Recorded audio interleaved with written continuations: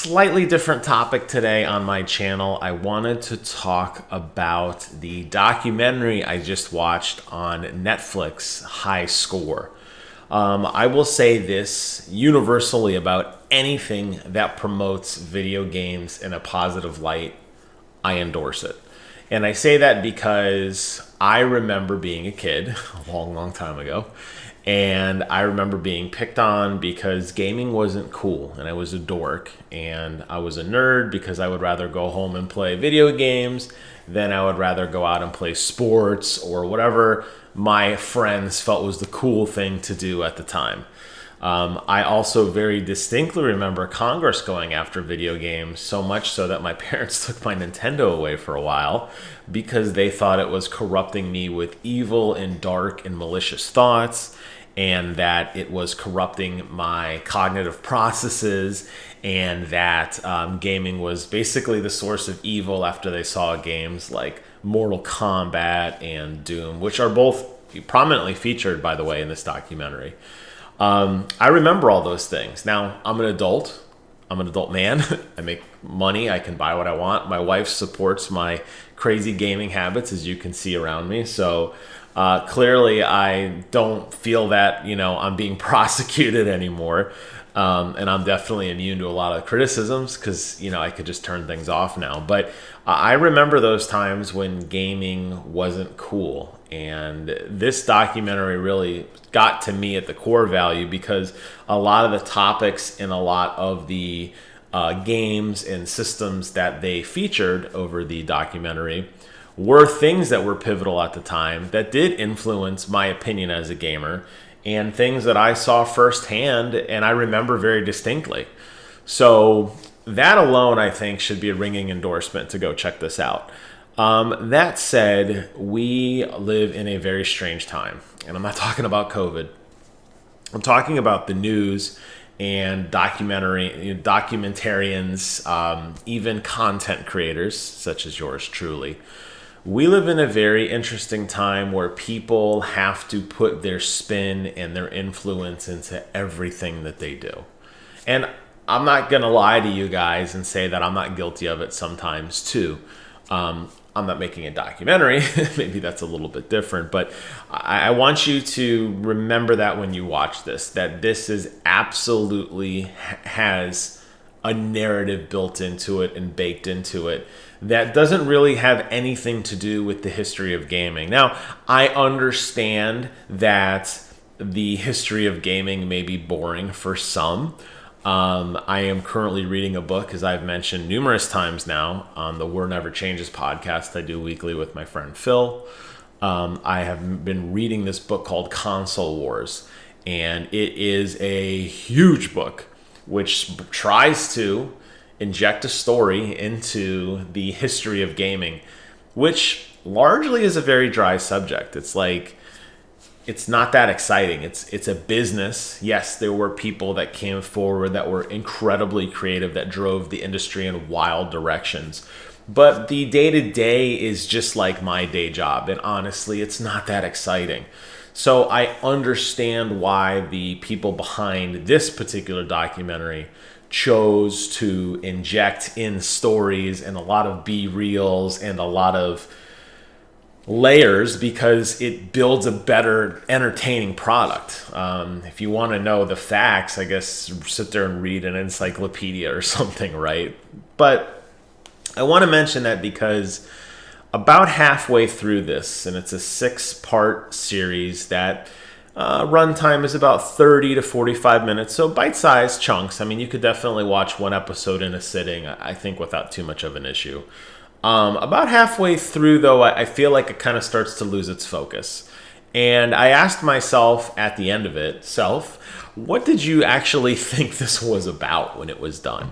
And obviously, gaming is, the correct answer, isn't it? But the reality is, while the early parts of it did focus on specific moments in gaming, the rise and fall of Atari, the rise of Nintendo, Sega becoming an actual competitor, the rise and fall of the arcades and of mature games and of first-person shooters.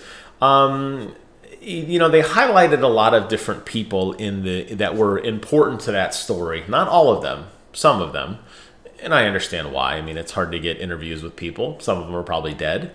Some of them probably don't care anymore. And some of them probably don't have much to offer other than, hey, I did my job the same as everyone else. So I applaud them for going out and actually managed to pick people who were really there, like Tom Kalinske, who ran Sega. Very interesting character. He didn't get really featured that much because this documentary kind of focuses on the ancillary, kind of the percolating effects of gaming and how it affected individual people's lives, which, again, you're watching this channel, so you're here for my opinion. Maybe some of you are. Normally I don't get many views on these videos, and that's fine. Hi, Brent. But I'll tell you that,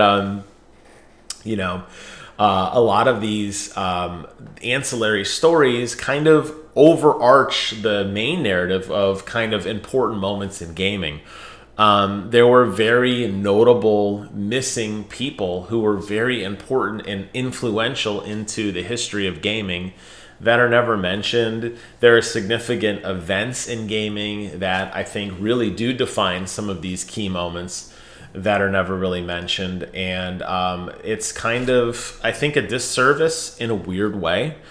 I don't want to contradict myself. I know at the beginning of this video I did say that I endorse anything positive about gaming, and this is definitely a celebration of that, and I'm very happy for that.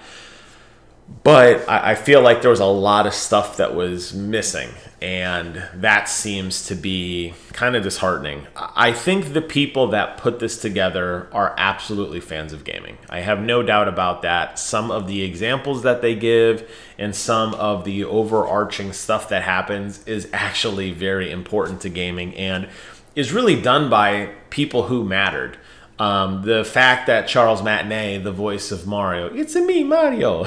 The fact that he's the narrator, I think, really clues you into the fact that they get it. This is a real production, and it means something to them. But I don't really know how to review it other than to say I thought it was interesting. I enjoyed it.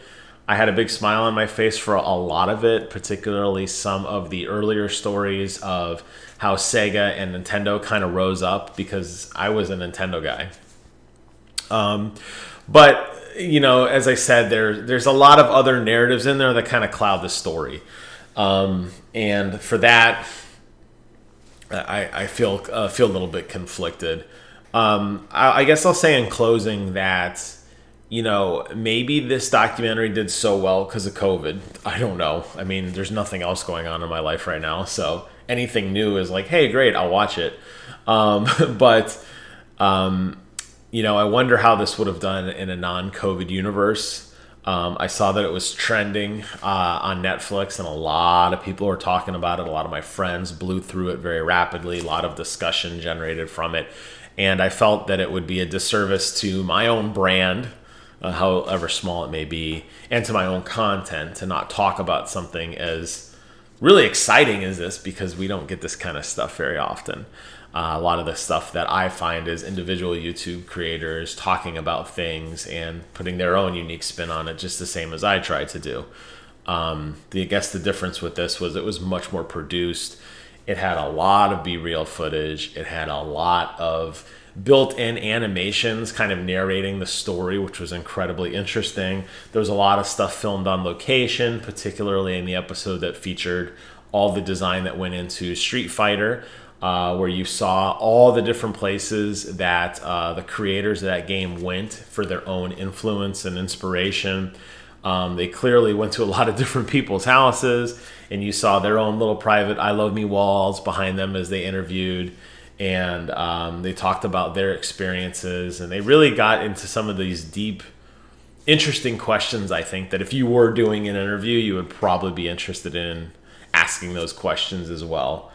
I just wonder with the narrative, now that it's kind of all said and done, and now that it's resolved, I wonder how many people look back on this and say, yeah, that's cool, but gamers are weird.